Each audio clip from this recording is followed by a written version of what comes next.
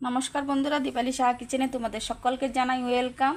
তবে আজকে দারুণ রেসিপি হতে চলেছে বন্ধুরা, একটু সাথে থেকো আর দেখতে থাকো। তো আজকে বানাবো হচ্ছে কোনো রকম মাইক্রো ওভেন ছাড়াই ঘরে তৈরি করব বিস্কিট, আর একদম ইজিলি গ্যাসে তৈরি করব। তো তোমরা দেখতে থাকো, আমি বানাবো এখন। তো বেশি কিছু উপকরণেরও প্রয়োজন হবে না, খুব কম উপকরণ দিয়েই অনেকগুলো বিস্কুট বানিয়ে নেব। তো বন্ধুরা, বিস্কিটটি বানানোর জন্য আমি একটা ডিম ইউজ করছি। তোমরা চাইলে এখানে দুটো ডিম দিয়েও বেশি করে আরও বানাতে পারো বিস্কিট। তবে আমি আজকে একটা ডিম দিয়ে করে তোমাদেরকে দেখিয়ে দিচ্ছি।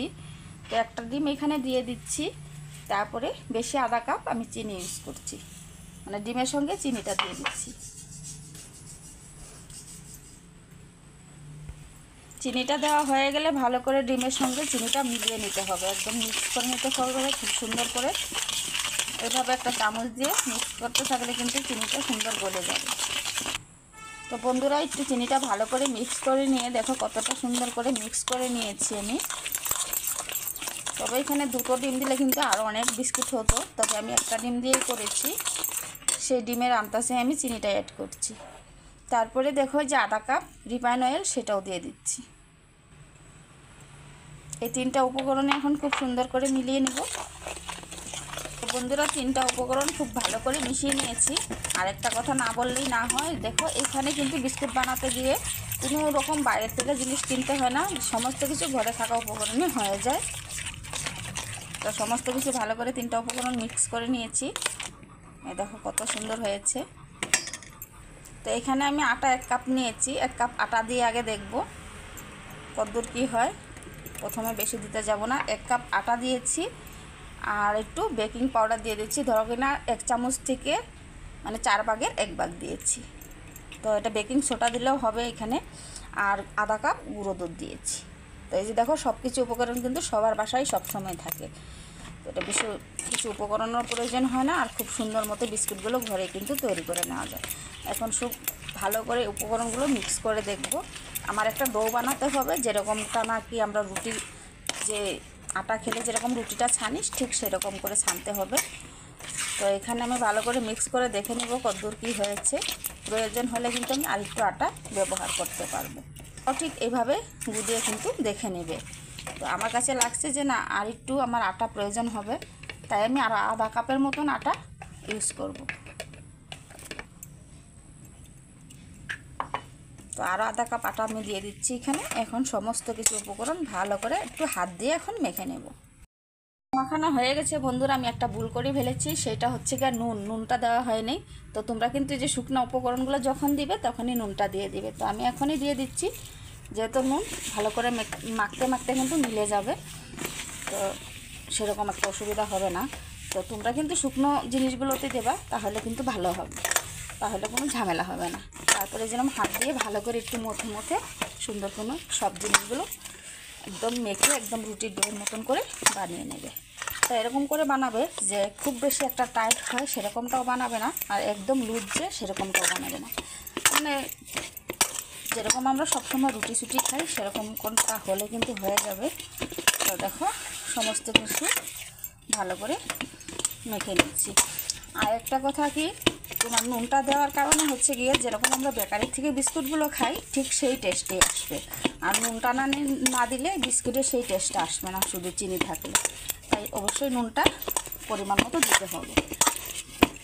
বন্ধুরা, ভালো করে মাখা হয়ে গেছে আমার। এবার একটু লম্বা করে শেপ দিয়ে নিচ্ছি। তো বন্ধুরা, আমি একদম লম্বা করে একদম শেপটা দিয়ে নিয়েছি। দেখো কতটাই লম্বা করেছি। তো এখন আমি সমানভাবে কেটে নেব, তাহলে বিস্কিটগুলো যেরকম এক সাইজেরই হবে। আর বিস্কুটগুলো বিভিন্ন রকমের ডিজাইন করা যায়, লম্বা চাইলে লম্বা করতে পারো, গোল চাইলে গোল করতে পারো, কোনো কিছুই সমস্যা হবে না।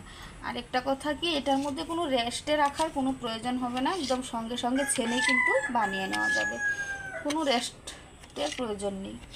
যেরকম কি অন্য কিছু করতে গেলে একটু আমাদের রেস্ট রাখতে হয়, তো এটা সেরকম রাখতে হয় না। তো লেচিগুলো সমানভাবে হওয়ার জন্য আমি এভাবে কেটে নিয়েছি। এখন চলো বানিয়ে নিই।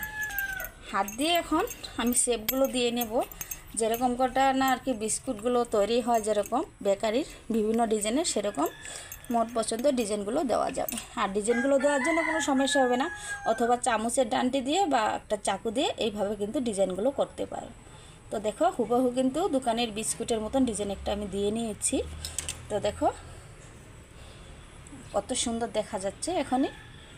তো এরকম করে আমি বিস্কুটগুলো বানিয়ে নেই। তাহলে আরেকটা ডিজাইন তোমাদেরকে একটু গোল করে আমি করে দেখাবো। এখন যেরকম কি যে আমরা রুটির ডোগুলো বানিয়ে নেই সেরকমটাই বানাতে হবে। গোল করে বানাতে গেলে আর হাত দিয়ে একটু এরকম করে শেপ দিয়ে নিতে হবে বিস্কুটের মতন করে, তাহলে কিন্তু আমাদের 2 রকমের বিস্কুটের ডিজাইন হয়ে যাবে। তো এটাকেও আমি সেমভাবে প্রসেসই করছি, কিন্তু এটা ডিজাইনটা একটু আলাদা করব। তো তোমরা দেখতে থাকো। এইভাবে করে আমি আঁশ দিয়ে নিচ্ছি, তারপরে একটা আবার এরকম উল্টো দিক দিয়ে দিয়ে দিচ্ছি, যাতে একটু নিমকি নিমকি ডিজাইনটা বিস্কুটের মধ্যে সুন্দরভাবে হয়। তো দেখো এটা কিন্তু খুব সুন্দর হয়েছে। তো এরকম করে ডিজাইনগুলো দিয়ে নিতে পারো। আরও তোমাদের কিছু ডিজাইন জানা থাকলে সেই ডিজাইনগুলো ইউজ করতে পারো। তো এখন এটা আমি রেখে দেবো। এখানে অনেকগুলো আমি বানিয়ে নিয়েছি বিভিন্ন ডিজাইনের। দেখো এটা বরফি ডিজাইনের মতো হয়েছে, আর এটা দেখো গুড্ডে বিস্কুটের মতন করেছি, এটা একটু লম্বা ডিজাইন করেছি। তো তোমরা চাইলে কিন্তু এগুলো সহজে বানিয়ে নিতে পারো। তো আরও অনেক বানানো আছে। তো এই কয়টা আগে ভাজি করে নেব, মানে ফ্রাই করে নেব বিস্কুটগুলোকে। এর থেকে একটা ফ্রাইপ্যান বসিয়ে দিলাম, সেই ফ্রাইপ্যানে এখন আমি সরাসরি দিয়ে দেবো কিছুটা রিফাইন অয়েল। আর এই বিস্কুট বানানোর সময় একটা কথা মাথায় রাখতে হবে, যেন তেলটা গরম না হয়ে যায়। ঠান্ডা ঠান্ডা অবস্থায় কিন্তু বিস্কুটগুলো ফ্রাই করতে হবে, তাহলে এই বিস্কুটগুলো খুব খাস্তাও হবে এবং একদম মুচমুচে সফট হবে। আমি তেলটা দিয়ে আর বেশি দেরি করি নেই, আর গ্যাসটা একদম কমানো আছে। এই অবস্থায় আমি এক এক করে বিস্কুটগুলো দিয়ে দেব। তো সমস্ত বিস্কুটগুলো আমি দিয়ে দেব।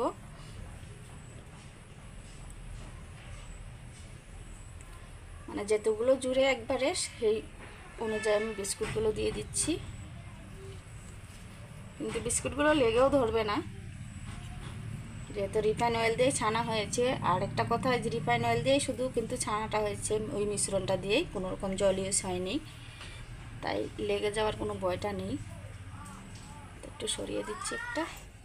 তো তোমরা দেখলে বুঝতে পারছো যে আমার হাতটা তেলের মধ্যে মানে ধরে ধরে দিচ্ছি, তাহলে ওরকম গরমটা লাগছে না, কারণ তেলটা ঠান্ডা ঠান্ডাই আছে, অতটা গরম না। মানে এখন তেলটা দেওয়ার পরেই কিন্তু আমি বিস্কুটগুলো দিয়ে দিচ্ছি, আর গ্যাসটা একদম স্লো করে দিয়ে এগুলো ভেজে নেব। লাগবে ভাজার সময়, কিন্তু একটু ধৈর্য ধরে ভেজে নিতে হবে। তো বন্ধুরা বিস্কিটগুলো কিন্তু আমার পুরো রেডি, একদম উল্টিয়ে পাল্টিয়ে ভেজে নিয়েছি। তো উল্টানোর সময় একটু মানে তোমাদেরকে দেখানো হয় নাই, মানে মোবাইলটা আমার একদম সুইচ অফ হয়ে গেছিলো, চার্জ ছিল না, তাই আমি উল্টিয়ে পাল্টিয়ে একদম সুন্দর করে ভেজে নিয়েছি। আর একটু আলগা হাতে আমি উল্টিয়েছি এই চামচটা দিয়েই, আর এই চামচ দিয়ে এখন এক এক করে নামিয়ে নেব। যদি নামানোর সময় একটু নরম নরম ভাব লাগে, কিন্তু ঠান্ডা হওয়ার পরে একদম কুড়মুড়ে একদম সুন্দর ক্রিস্পি আর সফট হবে। তো সমস্ত বিস্কিটগুলো আমি নামিয়ে নেব, এরকম একটু তেল ঝরিয়ে ঝরিয়ে নামিয়ে নিচ্ছি। হাতে কতটা সুন্দর হয়েছে। আর দেখো বিস্কুটগুলো একদম দোকানে কেনা বিস্কিটের মতনই লাগছে, দেখো ডিজাইনগুলো খুব সুন্দর লাগছে। তো চাইলে তোমরা এখানে একটু কাজু ভাঙা দিয়েও কিন্তু বিস্কুটগুলো তৈরি করতে পারবে, নারকেলের গুঁড়ো দিলেও কিন্তু ভালো লাগবে মনে হচ্ছে। তবে কিছুই দিইনি, এভাবেই বানিয়েছি। তো বন্ধুরা সমস্ত বিস্কুট আমি ভেজে নিয়েছি, তার মধ্যেই বাচ্চারা নিজে হাতে যেহেতু করা, তাই একদম পাগল হয়ে যাচ্ছিলো। বাচ্চারাও খেয়ে নিল, খেয়ে বললো ভীষণ টেস্ট হয়েছে। আর বিস্কুটগুলো কতটা ক্রিস্পি হয়েছে সেটা তোমরা না খেলে বানিয়ে কখনো বুঝতে পারবে না। তারপরও আমি একটু দেখিয়ে দিচ্ছি তোমাদেরকে, আওয়াজটা শুনো শুধু, কতটা ক্রিস্পি হয়েছে। আর সফটটা যে কতটা হয়েছে সেটা একটু ভেঙে দেখাই তোমাদেরকে। এই দেখো কতটা সফট হয়েছে, এই দেখো মুখে দিলেই মিলিয়ে যাবে, একদম সেম টু সেম যেরকম আর কি আমরা বেকারি বিস্কুটগুলো এনে খেয়ে থাকি সেরকম টেস্ট, তার থেকেও টেস্ট বলা যায় একদিকে, কারণ হাতে বানানো একদম পরিষ্কারভাবে বানানো হয়েছে।